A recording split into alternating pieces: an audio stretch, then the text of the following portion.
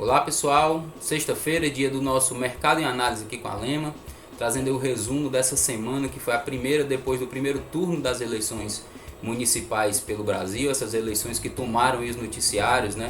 durante as últimas semanas, os últimos meses, e deixaram outras notícias importantes envolvendo a economia principalmente em segundo plano, principalmente aí uma possível nova onda de contaminação pela Covid, já está vendo esses números crescentes novamente. Então já estão sendo estudados, inclusive, algumas medidas, de restrição, e em alguns lugares já está sendo implantado isso também, Ao passo que a gente teve também nessa semana a informação de testes bem sucedidos com várias vacinas aí contra a Covid, E agora vamos esperar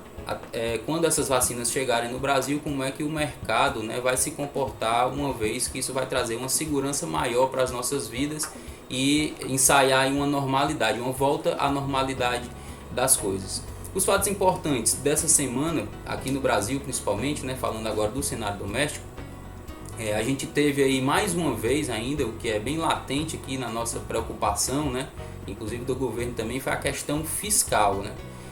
O Paulo Guedes ele fez um pronunciamento no evento do Bradesco essa semana, onde ele falou sobre a questão fiscal, e ele disse que essa dívida da gente tem que cair, A gente está perto aí de 100% do PIB, na dívida pública, e ele disse que a dívida tem que cair. E para ele a fórmula é simples, é vender ativos, privatizar, desalavancar os bancos públicos e vender reservas que o Brasil tem em dólar, em moeda estrangeira, Isso aí inclusive causou uma certa surpresa, até pelo fato dele anunciar esse tipo de medida, Mas por outro lado também ele defendeu o pacto federativo, para voltar à discussão. Diz que não sabe se a reforma tributária vai sair esse ano. Na verdade ele disse que só por um milagre essa reforma sair esse ano. E ensaiou ali uma volta à defesa de uma nova CPMF, inclusive envolvendo aí uma novidade na cobrança disso, que é a nova forma de pagamento que o Banco Central criou, que é o PIX, Ele disse que ensaiou aí uma nova defesa da CPMF, Isso aí inclusive deixou muita gente de orelha em pé. E diz que essas discussões sobre as reformas, que há muito tempo vêm sendo proteladas, vão voltar depois das eleições, no caso depois do segundo turno das eleições. Muita gente interpretou isso como a equipe econômica com medo da inflação voltar, de aumentar, aí, ter um aumento na inflação. A gente já viu, acompanhando nas últimas semanas, que realmente a inflação está aumentando, essa previsão está aumentando, inclusive alguns índices inflacionários, por exemplo, o IGPM, estão bem descasados do índice oficial da inflação, que é o IPCA. Então, muitos economistas aí acharam que, na verdade, isso é um receio, um medo da inflação aumentar. Então, ele está pretendendo vender dólar, vender reserva, para ver se baixa o preço do dólar, se o dólar baixa, e com isso não precisa aumentar os juros, porque a gente sabe que uma grande parte da dívida pública do Brasil é indexada à Selic. Então, se a Selic aumenta, aumenta também a dívida pública. Isso aí ia estourar essa dívida mais do que o estrangulamento que ela já tem agora. Então, essas falas recentes, não só essa do Paulo Guedes, mas também algumas falas recentes do Roberto Campos Neto, presidente do Banco Central, e do Fábio Kankzuk, elas têm como pano de fundo justamente essa pressa em derrubar o dólar para não subir a Selic, porque se subir a Selic, como eu falei, vai elevar a dívida. Falando do cenário externo, a gente viu também nos Estados Unidos uma crescente aí no número de aumentos da Covid. Na verdade, lá eles tiveram 1 milhão de novos casos em somente uma semana. E isso fez eles terem pressa e começarem a voltar a discutir os pacotes de estímulo econômico que estavam paralisados, essas discussões estavam paralisadas por conta das eleições americanas, que já aconteceram, mas a gente ainda não tem um resultado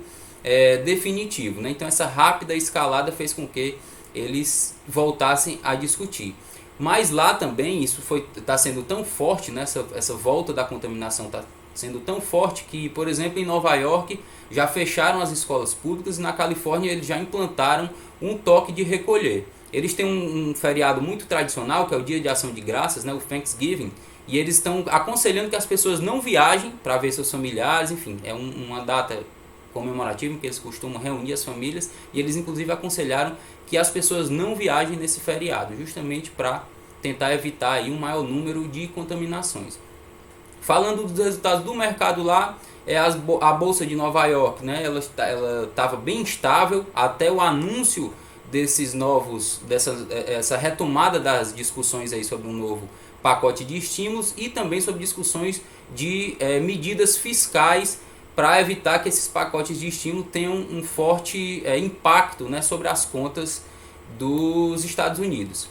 Na Europa, as bolsas e commodities fecharam em alta, né? Essa semana foi uma semana positiva lá na Europa, porque lá eles estão com um otimismo muito forte, né? Mesmo com alguns países, inclusive, já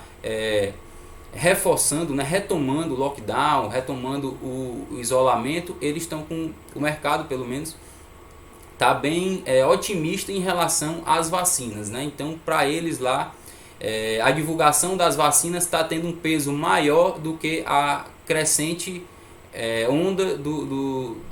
a crescente segunda onda da Covid lá na Europa, né?